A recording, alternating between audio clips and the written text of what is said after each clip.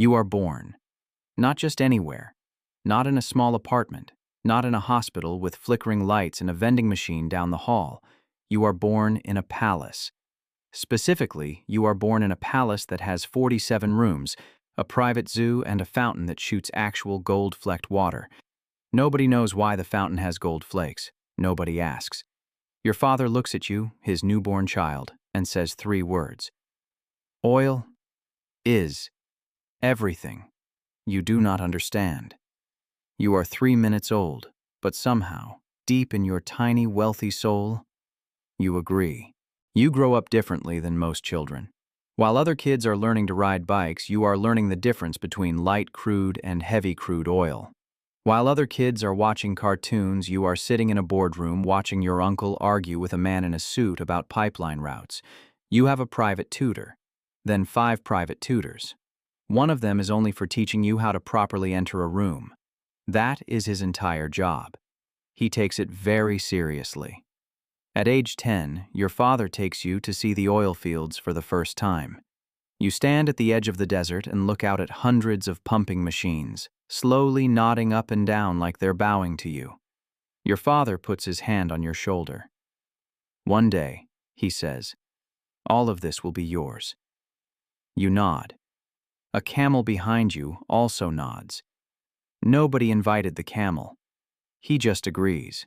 Fast forward. You are now in charge. Your company pumps millions of barrels of oil per day, every single day, even on holidays. Especially on holidays, actually, because that's when everyone drives to visit their families and uses more gas. You have a headquarters building. It is very tall. It is taller than it needs to be. The architect asked if you wanted it a bit shorter to save costs. You said no. You said make it taller. He said that's structurally unnecessary. You promoted him anyway for asking. Your daily schedule looks like this. 7 a.m. Wake up. Someone hands you a coffee. You did not ask for it. It was just there. 8 a.m. Meeting. Someone tells you how much oil you sold yesterday. The number is very large. You nod. 9 a.m. Another meeting. Someone tells you the price of oil went up. You nod again. 10 a.m. Someone tells you the price of oil went down. You frown slightly. This is the most emotion you will show all day. 11 a.m. You fly somewhere on your private jet. You're not entirely sure where. Your assistant booked it.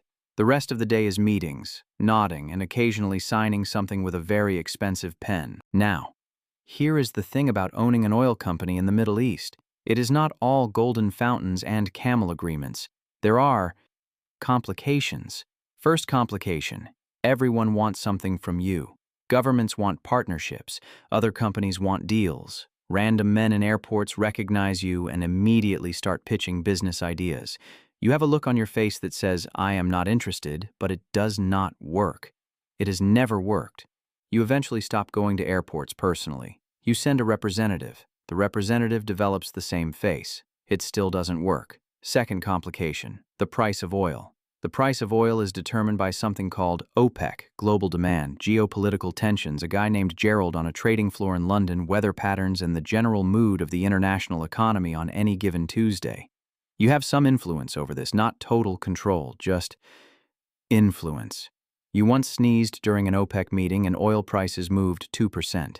Nobody could explain it. You didn't either. You just asked for a tissue. Third complication, getting the oil out. People assume the hard part is finding oil. It is not. The hard part is getting the oil from the middle of the desert to the rest of the world without something going wrong. Your oil travels through pipelines, thousands of miles of pipelines running under deserts, under mountains, and occasionally under countries that don't particularly like each other. Every morning someone sends you a report about the pipelines. The report is always very long. You read the first paragraph. You assume the rest is fine, then the oil gets onto tankers. Enormous ships slowly crossing the Persian Gulf through the Strait of Hormuz, a narrow passage of water so strategically important that approximately 14 different countries have strong opinions about who controls it. You have strong opinions too. You keep them mostly to yourself.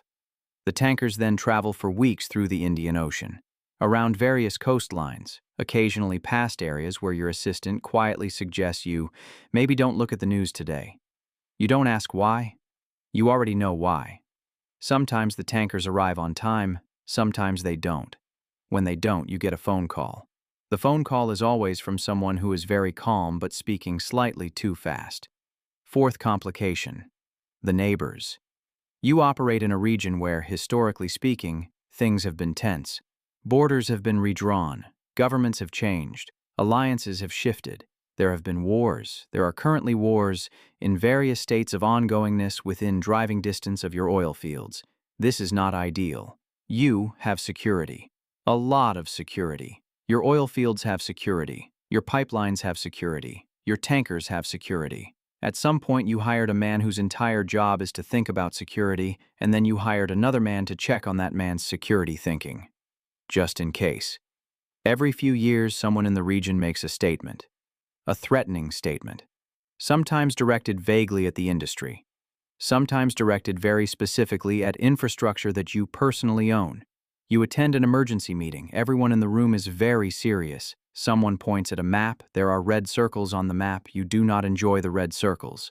But then, and this is the thing about oil, the world still needs it. And because the world still needs it, an invisible force greater than any single conflict quietly pushes everyone back toward the table.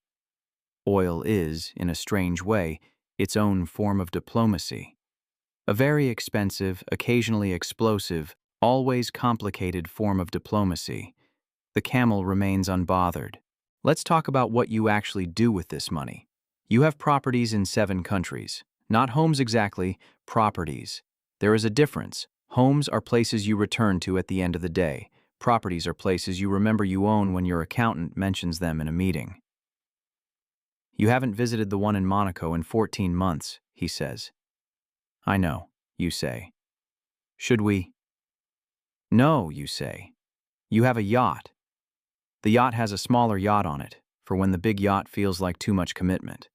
The small yacht also has a jet ski. The jet ski is, proportionally, the most reasonable thing you own.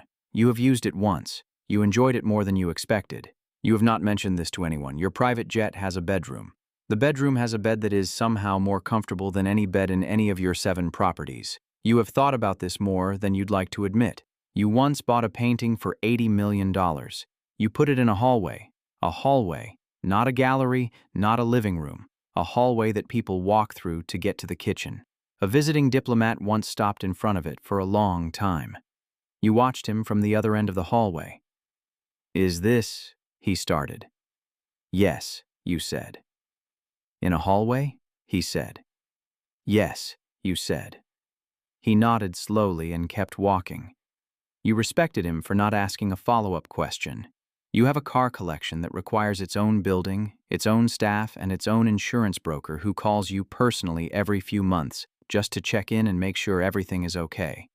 Not just with the cars, with you. He seems genuinely concerned. You find this touching. You have never told him that.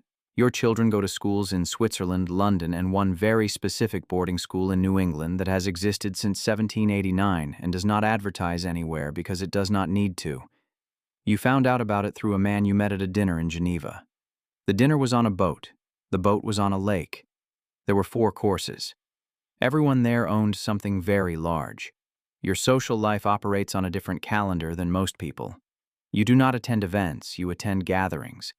Gatherings where the guest list has 12 people, and each of those 12 people controls something significant. A country's sovereign wealth fund, a media conglomerate, a shipping empire, or in one case, a man who simply owns an enormous amount of farmland across 3 continents and never fully explains why. Conversations at these gatherings are, as mentioned, difficult to relate to. I'm thinking of buying an island, one says. Which one, you ask? Haven't decided. Probably 2. Reasonable, you say. And it is. In this world, it is completely reasonable. The strange thing, and you think about this occasionally, late at night on the comfortable bed on your jet, flying over a country you cannot currently identify from the window, is that none of it feels extraordinary anymore. The yacht is just the yacht. The painting is just the painting. The golden fountain at home is just running somewhere for no one in particular. You have so much that abundance has become invisible. You order another coffee you didn't ask for. It arrives immediately. Of course it does. So that is your life. You were born into oil, you grew up in oil, you run a company built on oil. Your entire existence is, in one way or another, connected to a thick black liquid that formed underground over millions of years from dead organic matter, which is, when you think about it, kind of poetic. Or disturbing. Probably both. You don't think about it too long, though, because your assistant just handed you another coffee you didn't ask for, and your jet is waiting, and somewhere out in the desert the machines are still nodding. They're always nodding. Thanks for watching. If you enjoyed this video, subscribe, because somewhere out there there's a camel who also agrees that you should.